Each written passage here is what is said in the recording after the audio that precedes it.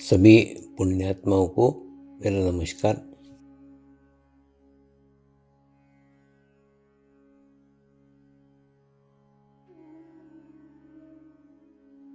गुरुर्ब्रह्मा गुरुर्विष्णु गुरुर्देवो महेश्वरा, गुरु साक्षात परब्रह्म तस्मै श्री गुरुवे नमः।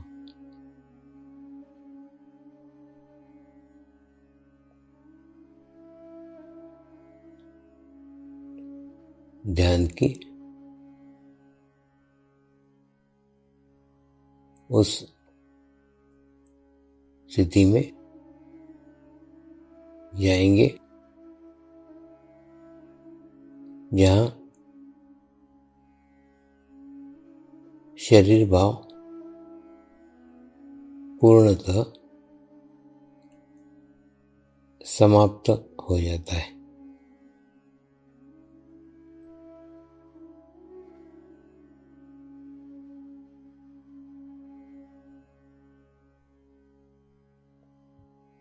अपने पूरे शरीर को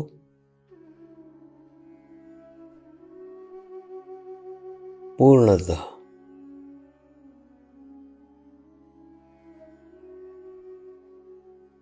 शिथिल छोड़ देंगे,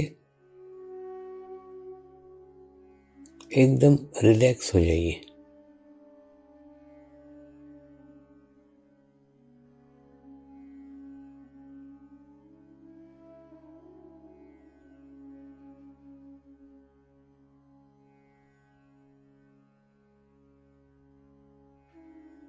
मेरे साथ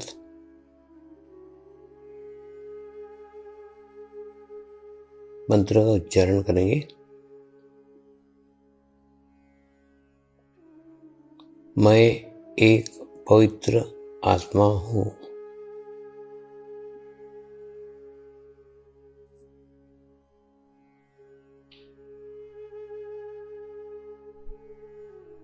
मैं एक शुद्ध आत्मा हूँ।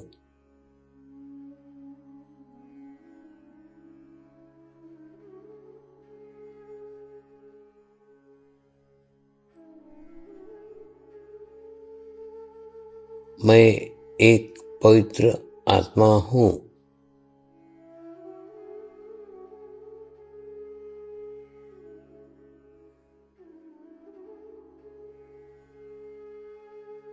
मैं एक शुद्ध आत्मा हूँ।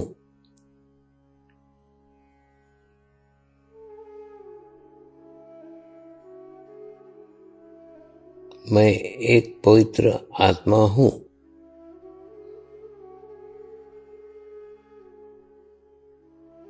मैं एक शुद्ध आत्मा हूँ।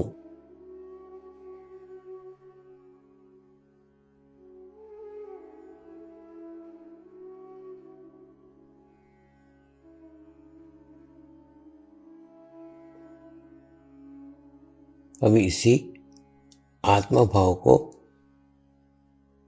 बनाए रखते हुए गुरु मंत्र का उच्चारण करेंगे।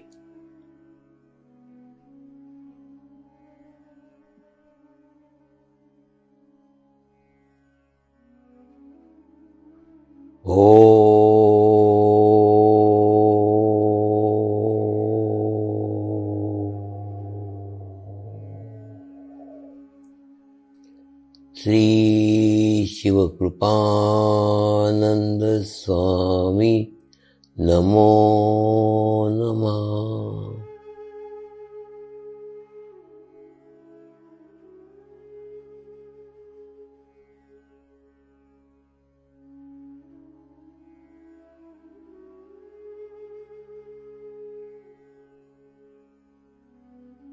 ओम श्री शिवकृपानंद स्वामी नमो नमः।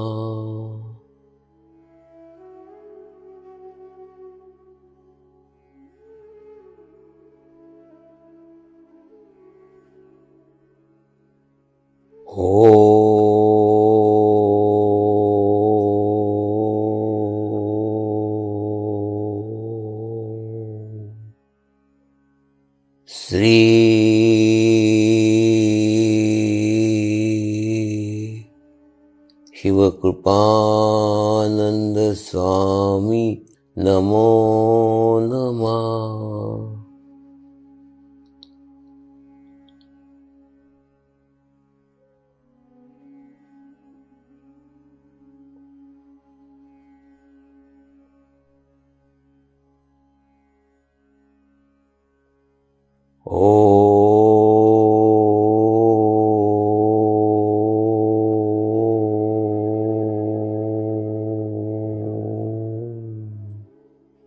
श्री शिवकृपानंद स्वामी नमो नमः।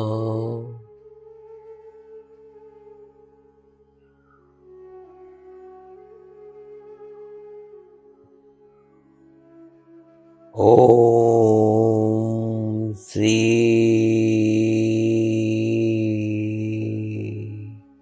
शिवकृपानंद स्वामी नमो नमः।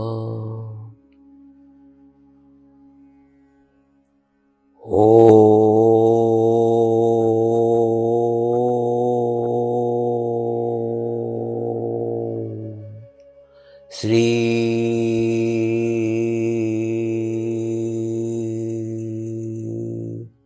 शिवकृपानंद स्वामी नमो नमः।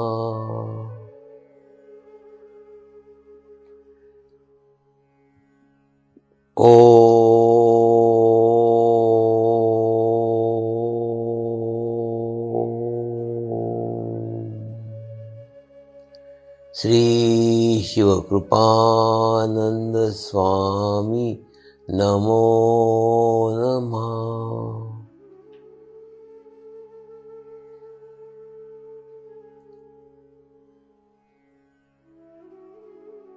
ओम श्री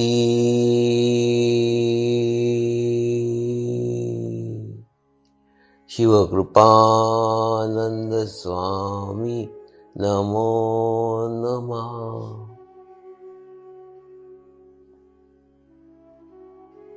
ओम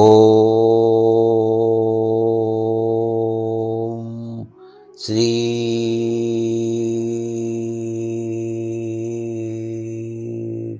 शिवकृपानंद स्वामी नमो नमः।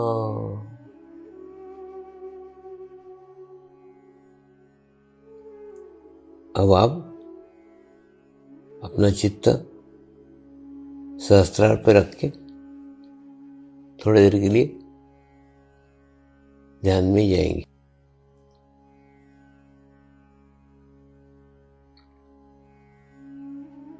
पानी खराब होता है।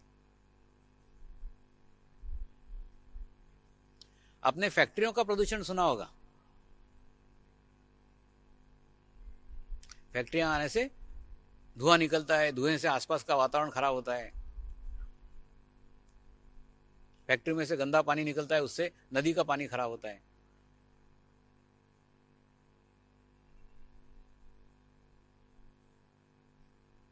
आपने यातायात के साधनों का प्रदूषण सुना होगा कि अत्यधिक कारें, अत्यधिक वाहन होने के कारण उसमें से धुआं निकलता है और धुएं से पूरा शहर खराब हो जाता है।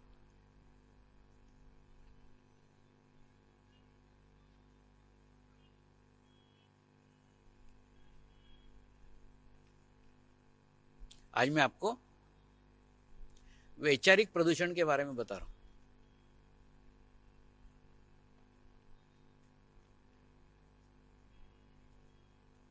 जैसे कार चलती है ना, तो धुआं छोड़ती है और प्रदूषण करती है।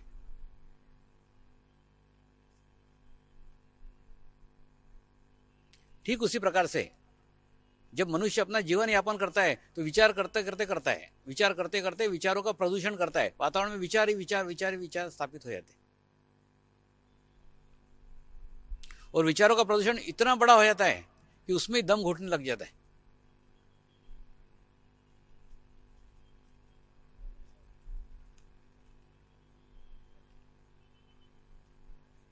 ये विचारों के प्रदूषण का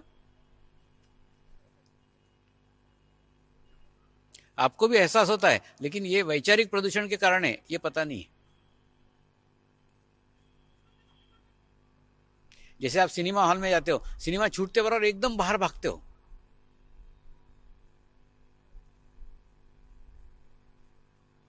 क्यों बाहर भागते हो?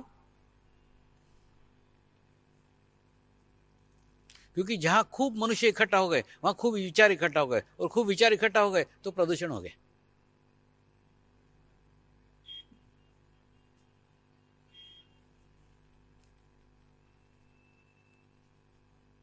तो जहां पे भी भीड़ भाड़ है, जहां भी खूब भीड़ एकत्र हो रही है, वहां विचारों की निर्मित होती रहती है, और विचार प्रकृति के विरोध में है।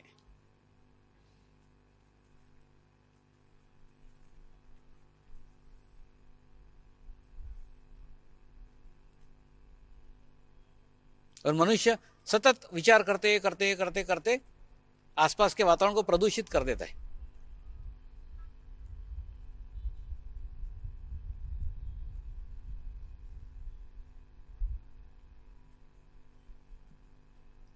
साधारणतः दिन में विचार कम आते हैं, रात को ज्यादा आते हैं।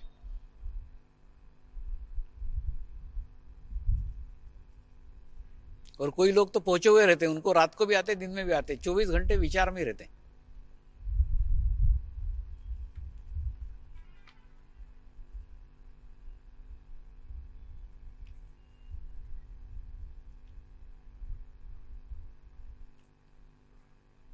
और ध्यान की समाज में आज इसलिए आवश्यकता है कि इस वैचारिक प्रदूषण से सिर्फ ध्यान ही समाज को बचा सकता है, और कोई नहीं।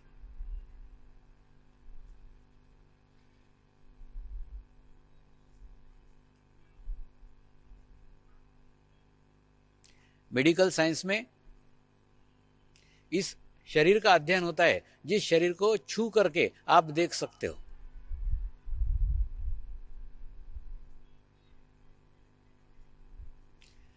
उस शरीर का अध्ययन होता है जिसको टच करके देख सकते हो।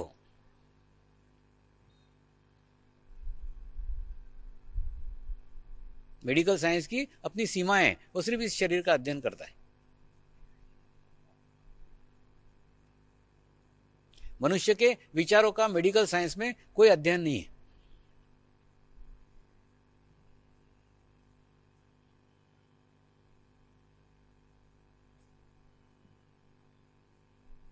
वैचारिक शरीर का कोई अध्ययन नहीं है।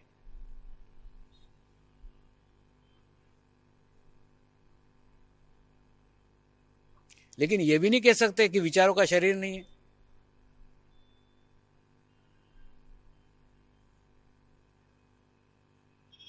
विचारों का शरीर है, लेकिन विचारों के शरीर के बारे में जानकारी नहीं है।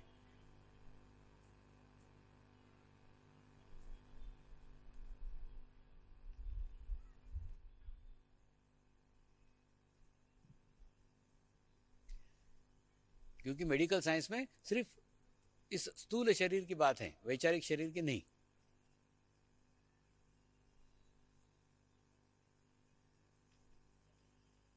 शरीर पे कोई बीमारी आती है, बीमारी आने के बाद पता चलता है कि बीमारी आ रही है, बीमारी आ गई।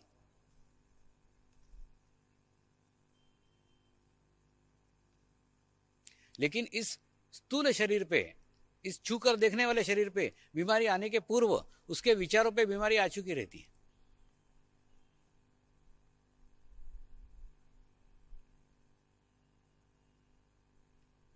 पहले मनुष्य के विचार खराब होते हैं, फिर मनुष्य का शरीर खराब होता है।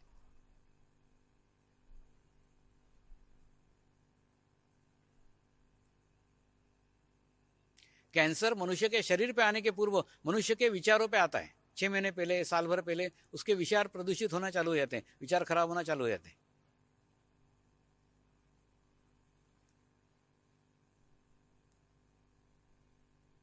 और कैंसर को अगर वहीं रोका गया तो इस शरीर तक आएगा ही नहीं।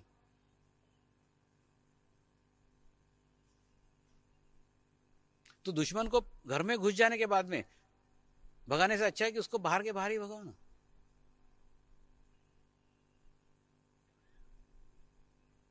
अहमदाबाद में मैंने डॉक्टर लोगों का शिविर लिया था, तो शिविर पे मैंने ये विषय उठाया था। देखो, जैसे तुम्हारे यहाँ कोई दवाखाने में मरीज आता है, तुम मरीज का इलाज करते हो। और हमारे हिसाब से बीमारी इसलिए आई हुई है कि उसने गंदे विचार किए, उसने बुरे विचार किए। तुम शरीर की बीमारी ठीक कर दोगे, वो घर चला जाएगा, घर जाके फिर गंदे विचार करेगा, बुरे विचार करेगा, फिर बीमार होगा, फिर आएगा, फिर तुम ट्रीटमेंट करोगे। तो उसके विचारों का इलाज करो ना, कि वो गंदे विचार ही नहीं करे, बुरे विचार ही नहीं करे, उसको ध्यान सिखाओ।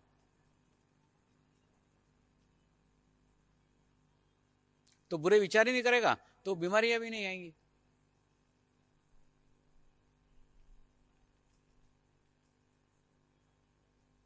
और मेडिकल साइंस में अभी कोई ऐसी टैबलेट नहीं बनी जो एक गोली सुबह खा लो और एक गोली शाम को खा लो और विचार नहीं आए।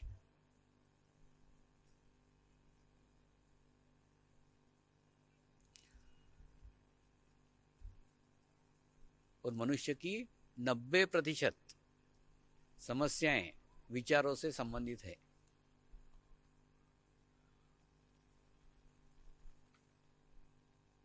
और उस 90% का इलाज सिर्फ ध्यान से संभव है।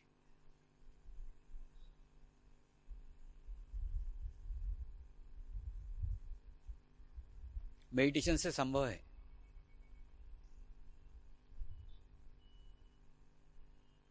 विदेशों में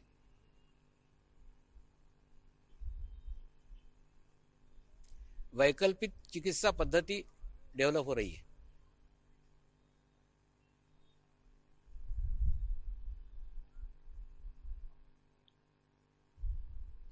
क्योंकि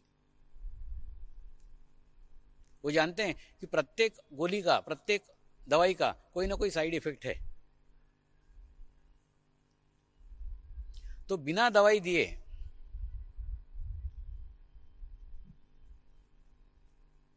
अगर किसी चिकित्सा पद्धति से वो ठीक हो सकता है, उसके ऊपर अनुसंधान चल रहा है, उस पर रिसर्च चल रही है।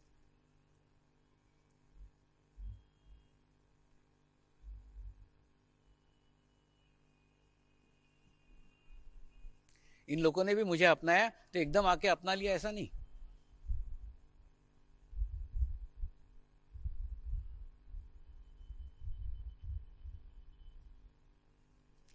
जब मैं पहली बार इंग्लैंड गया था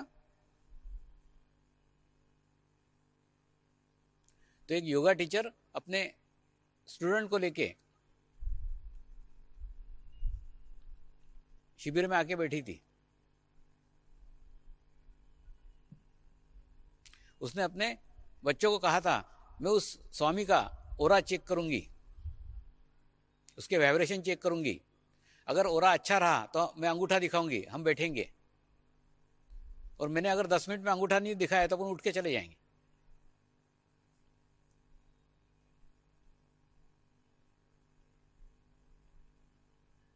और जैसे आई, आने के बाद में उसको ओरा अच्छा लगा तो पूरे कार्यक्रम तक बैठी रही, सब बच्चों को लेके बैठी हुई थी।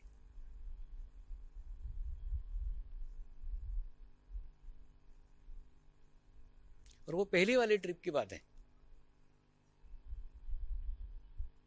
ये अंग्रेजी ने मुझे ब्राइटन करके एक जगह है समुद्र के किनारे,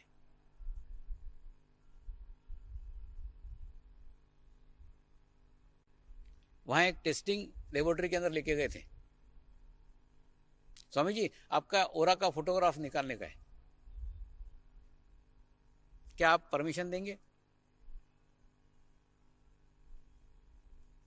और मैंने सोचा इनको इनके पद्धति से ही समझाना पड़ेगा। अगर ये फोटो निकाल करके समझ सकते हो, फोटो निकाल के समझो, किसी भी तरीके से समझो। तो मेरे को एक मशीन पे बिठाया गया, मशीन पे 2 हाथ रखे गए, मेरा फोटो लिया गया, तो मेरे पीछे आसपास गोल्डन आभा मंडल आ गया, गोल्डन ओरा आ गया। तो गोल्डन ओरा एक अच्छा आध्यात्मिक स्थिति का द्योतक है।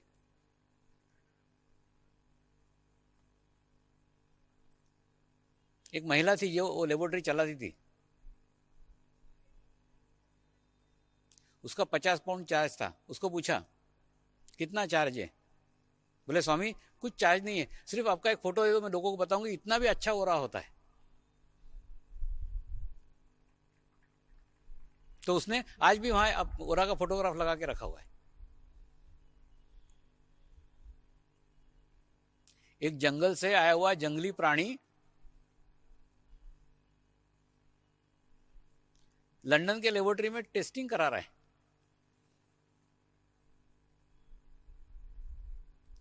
ये गुरु कृपा के बिना संभव ही नहीं है।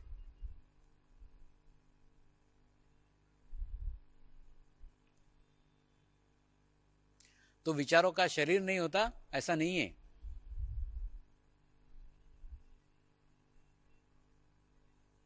मनुष्य का आवामंडल नहीं होता, ऐसा नहीं है। सिर्फ हमको उसकी जानकारी नहीं है, हमको उसका पता नहीं है।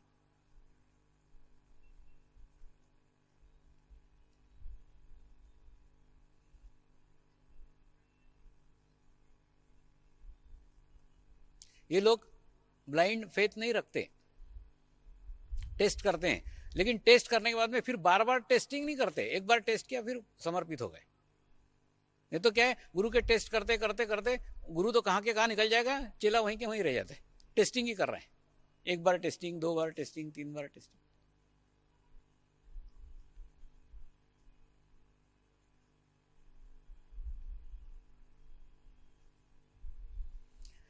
वहां की यूनिवर्सिटी में ओरा साइकोलॉजी एक सब्जेक्ट है।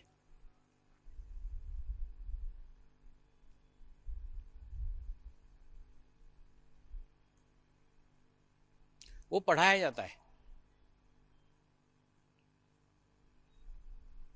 वो पढ़ाए जाने के कारण वहां के बच्चों को आभामंडल का, ओरा का ज्ञान है।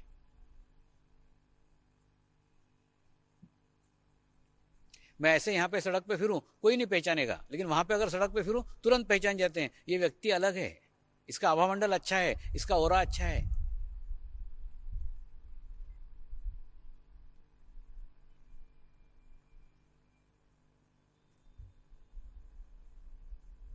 एक लेस्टनबेरी करके पार्क है,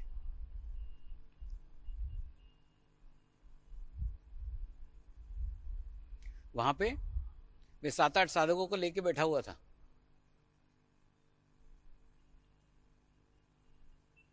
तो एक केरलिन नामक महिला बाहर सड़क पे से जा रही थी, रोज जाती थी, उस पार्क के ऊपर से रोज जाती थी। उसने महसूस किया आज पार्क के वाइब्रेशन बहुत ज्यादा बढ़ गए हैं। कोई संत पधारे हुए हैं, कोई महात्मा पधारे हुए हैं। कौन है देखने के लिए कार पार्क की, और कुत्ते सूंघते हैं ना, बस ऐसे सूंघते सूंघते सूंघते सूंघते सूंघते सूंघते वो आके पहुंच गई। बोले स्वामी जी आज आप पधारे, पूरे पार्क के वाइब्रेशंस चेंज हो गए, पार्क का आभामंडल चेंज हो गए।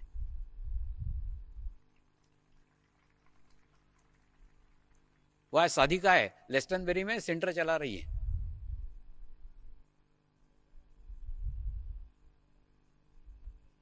अब इनके एजुकेशन के अंदर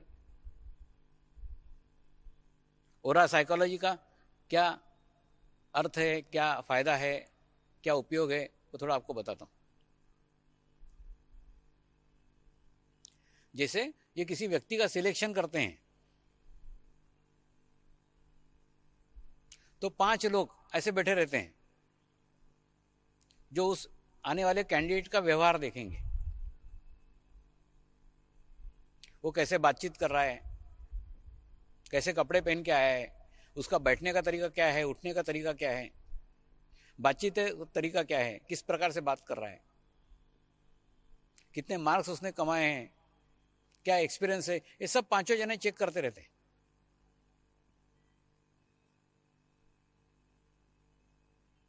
और 5 के साथ एक छठा व्यक्ति बैठा रहता है, वो बिल्कुल नहीं देखता, आंखें बंद करके बैठे रहता है, आंख बंद किया हुआ रहता है, बस बैठा रहता है। वो कुछ भी बात नहीं करता है, किसी को देखता नहीं है, कुछ नहीं है, कुछ नहीं। वो कैंडिडेट को अपने मार्क्स देते रहता है। वो ये देखते रहता है कि दिखावा तो बहुत अच्छा हो रहा है, ये आदमी मूलतः कैसा है, ये आदमी के विचार कैसे हैं, इस व्यक्ति का आभामंडल कैसा है, इस व्यक्ति का ओरा कैसा है।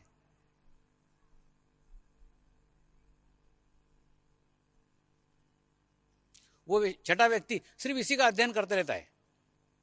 तो एखादे कैंडिडेट का अगर इंटरव्यू अच्छा नहीं हुआ,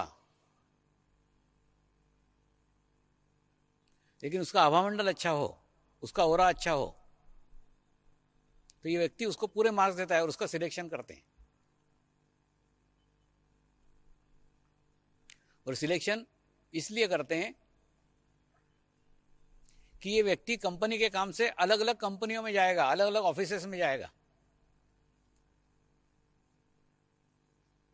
वहां के खराब कंपनियों का, खराब ऑफिसेस का प्रभाव इसके ऊपर कुछ नहीं पड़ेगा, क्योंकि इसका खुद का हवामंडल अच्छा है, इसका ओरा अच्छा है, सकारात्मक हो रहा है, पॉजिटिव हो रहा है। तो एखादी कंपनी किसी को ऑर्डर नहीं देती, लेकिन इसको भेज देंगे तो इसको ऑर्डर दे देगी, क्योंकि इसका ओरा सकारात्मक है।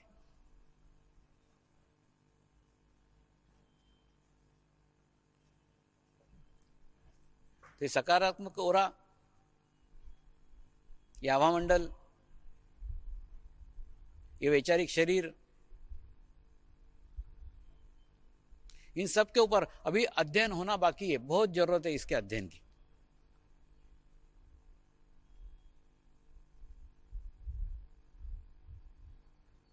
और जब तक दो धाराएं एकत्र नहीं आएगी, नई चीज उत्पन्न नहीं हो सकती। एक व्यक्ति अपने जीवन काल में योगी और डॉक्टर एक साथ कभी नहीं हो सकता। डॉक्टर और योगी को साथ में आना पड़ेगा, एकत्र आना पड़ेगा, तभी कुछ मानव जाति के लिए नया निर्माण हो सकता है।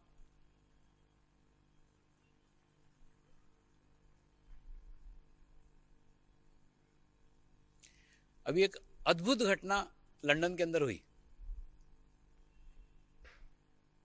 अद्भुत इसलिए कि वो आज तक कभी हुई नहीं थी।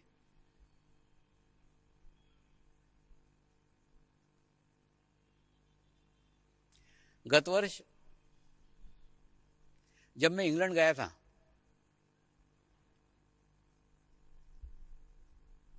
तो एक लीज नामक साधिका के घर रुका था। तो उसके यहां टीवी के ऊपर कार्यक्रम आ रहा था।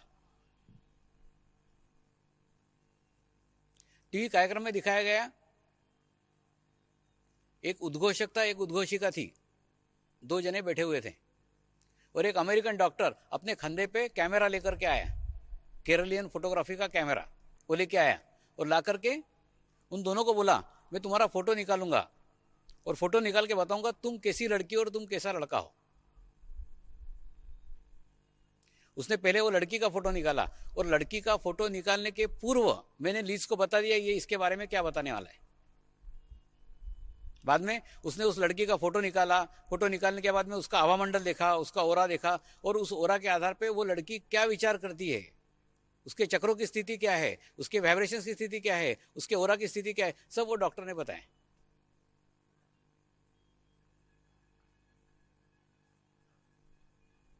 फिर बाद में वो लड़के का फोटो लिया, और लड़के का भी फोटो लेने के पूर्व मैंने लड़के के बारे में सब जानकारी दे दी थी कि ये डॉक्टर ये बोलने वाला है। फिर वो लड़के का फोटो लिया, फोटो लेने के बाद में उसके आसपास का ओरा देखा, ओरा के कलर्स देखे, कलर देख के फिर लड़के के बारे में वही बताया जो मैंने उसको बताया हुआ था।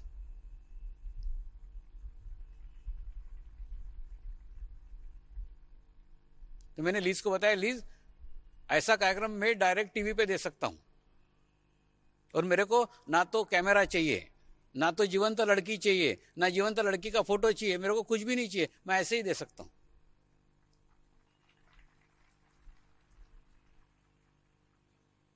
तो लीज के भी समझ में नहीं आया कि स्वामी जी ये क्या कह रहे और कैसे हो सकता है ये। इनके पास तो ना तो केरलियन फोटोग्राफी का कैमरा है, ना कुछ भी नहीं है, कोई साधन नहीं है, कुछ भी नहीं है, ये कैसे कर सकते हैं। और अब की बार जब लंदन गया था तो वो कार्यक्रम करके दिखाया, मतलब बराबर संपन्न हुआ, वो जैसा प्रोग्रामिंग सोचा था ना वैसा का वैसा पूर्ण हुआ। लंदन के एक टीवी चैनल के ऊपर 2 घंटे तक कार्यक्रम हुआ वो, और 2 घंटे में एक हनी नामक डांस टीचर है, उसकी अच्छी पहचान थी, उसी को लोग जानते थे, उसके कारण मुझे एंट्री मिल गई। चलो हनी के गुरु है उसको भी झेल लेंगे, और कंडीशन रखी कि 2 घंटे हनी ने वहां बैठना चाहिए। तो हनी बैठी हुई थी और मैं बैठा हुआ, दोनों जने टीवी पे बैठे थे, कुछ नहीं, ध्यान के बारे में चर्चा चल रही थी, और विश्व से अलग अलग जगह से लोग फोन कॉल कर रहे थे। और फोन कॉल करने के बाद में वो अपना नाम नहीं बताते थे, अपना पता नहीं बताते थे, कुछ नहीं बताते थे।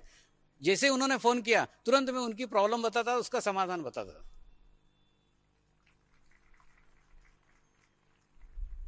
यानी जो अनाउंसर था ना, उसको भी मालूम नहीं था कि ये क्या बोलने वाले हैं। बोले एक बहुत महान बड़े ज्योतिषी आए हुए हैं, वो आप नाम भी मत बताओ तो भी आपके बारे में सब कुछ बता देंगे। तो उसने मेरा इंट्रोडक्शन ऐसा किया, 2 बार किया। मैं हंस रहा था कि जब मेरी बारी आएगी तो मैं बताऊंगा। जब मेरा बोलने का समय आया तब मैंने उसको बताया, मैं कोई ज्योतिषी वगैरह कोई नहीं हूं, मेरे को ज्योतिषी का कोई ज्ञान नहीं है। उसको समझाया ये कैसे बताता हूं, जैसे प्रत्येक व्यक्ति के अंगूठे के प्रिंट अलग अलग हैं, अंगूठे के प्रिंट प्रत्येक व्यक्ति के अलग अलग हैं, ठीक उसी प्रकार से दुनिया में प्रत्येक व्यक्ति का आभामंडल अलग अलग है, प्रत्येक व्यक्ति का ऑरा अलग अलग है। और मैंने ध्यान करके, मेडिटेशंस करके, मेरे साधना से मेरा सूक्ष्म शरीर का सैटेलाइट तैयार किया हुआ है, वो दुनिया से कहीं भी कनेक्ट हो सकता है। तो मुझे किसी देश में जाने की जरूरत नहीं। मैंने लंदन में बैठ के कनाडा, जर्मनी, वहां जहां से भी दुनिया से फोन आ रहे थे, सबके बराबर जवाब दिए। 2 घंटे का कार्यक्रम हुआ और इतने फोन कॉल थे, इतने फोन कॉल थे कि जैसे कार्यक्रम खत्म हुआ ना, वैसे सारे डायरेक्टर उसके टप टप टप टप जैसे आम गिरते वैसे नीचे गिरे। स्वामी जी अभी 128 लोग लाइन में लगे हुए हैं, जिनके अभी फोन कॉल लिए ही नहीं। इतनी भीड़, इतना क्राउड था। ये सब गुरु कृपा से संभव हो सका।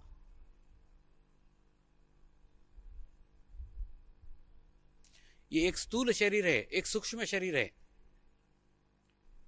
आभामंडल अलग है, ओरा अलग है। ओरा और आभामंडल शरीर के साथ में रहते हैं, शरीर के आसपास रहते हैं। मैं सूक्ष्म शरीर की बात कर रहा हूं। सूक्ष्म शरीर यानी उस व्यक्ति के जीवन काल में उसने जो साधना की है, उस साधना का एक शरीर रहता है, एक शक्ति रहती है, वो स्थापित रहती है। उसको आप सैटेलाइट समझ लो। जैसे आप मोबाइल से इस देश से उस देश में बात करते हो कि नहीं, सैटेलाइट से, बस वैसा ही वो सैटेलाइट तैयार है। किसी भी व्यक्ति के बारे में जानकारी, यहां बैठे बैठे विश्व के किसी भी व्यक्ति के बारे में जानकारी प्राप्त हो सकती है, संपूर्ण जानकारी जो उस व्यक्ति को भी पता नहीं है।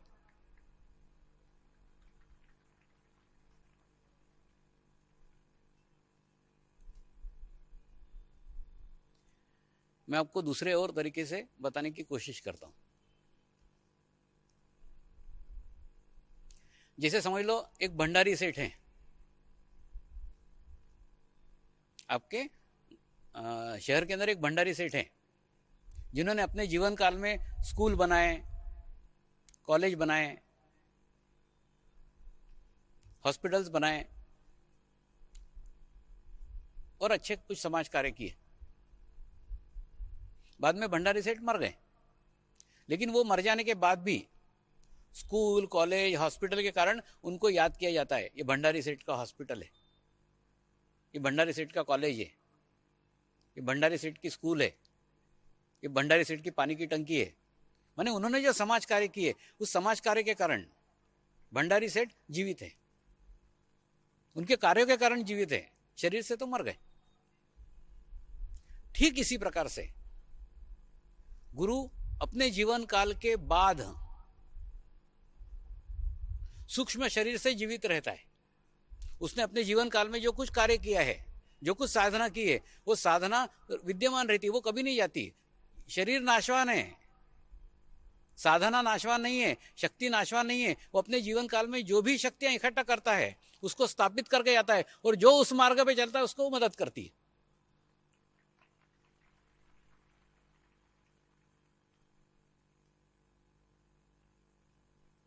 तो सर्वधर्म समभाव की भी शक्ति एक है। जो संत, जो महात्मा, जो सत्पुरुष इस मार्ग पे चले हैं, उनकी साधना की शक्तियां पूरे ब्रह्मांड में व्याप्त है। और जब आप उसके रास्ते पे चलोगे, उसके मार्ग पे चलोगे, तो वो आपको मदद करती है, हेल्प करती है, क्योंकि आप उसके कार्य को कर रहे हो।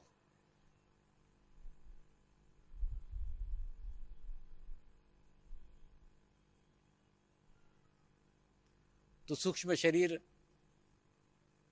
स्थूल शरीर, हवामंडल,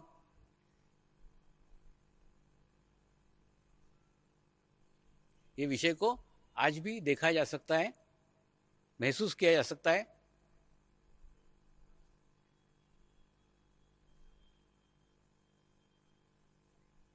वो टीवी का कार्यक्रम होने के बाद में वो टीवी वाले तो पीछे लग गए, स्वामी जी आप फिर कब दोगे? मैंने कहा वो तो मेरा टेस्टिंग का हो गया, छुट्टी कर अब। एक प्रयोग था, हो गया।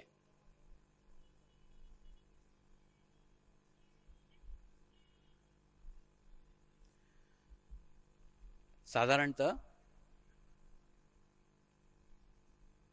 कोई गुरु समाधिस्थ होने के बाद 25 साल के बाद में, 50 साल के बाद में, 100 साल के बाद में उसका वो सूक्ष्म शरीर कार्यरत हो जाता है। इसलिए गुरु के समाधि को 25 साल तक कोई नहीं पूछता। 25 साल के बाद में उसका सूक्ष्म शरीर कार्यरत होने के बाद फिर उसका समाधि का प्रचार होना चालू हो जाता है, उस स्थान का प्रचार होता है। 50 साल बाद होता है, 100 साल बाद होता है।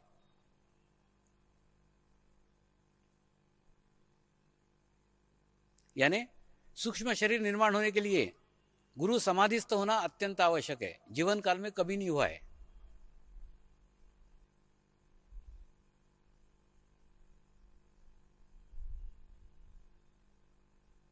और मेरे जीवन काल में यह घटना पहली बार घटी है कि मैं जीवित भी हूं और सूक्ष्म शरीर भी निर्माण हुए।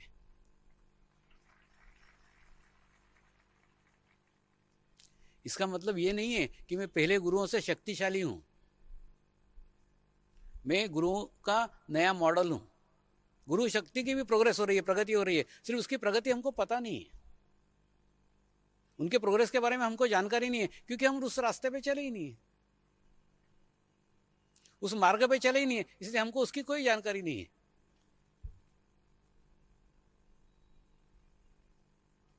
तो गुरुओं का भी विकास हुआ है। दूसरा, जैसे खेत में रहते कि नहीं, हल चलाने के लिए बलिष्ठ भुजाओं वाला आदमी चाहिए, बखर चलाने के लिए बलिष्ठ ताकत वाला आदमी चाहिए, ये सब काम करने के लिए ताकतवर आदमी चाहिए। लेकिन अगर बीज बोने का है तो छोटे बच्चे को भी दे दो, छोटी लड़की भी बीज बोते बोते चली जाएगी। उसके लिए ताकत की आवश्यकता नहीं है, अबोधिता की आवश्यकता है, इनोसेंट की आवश्यकता है।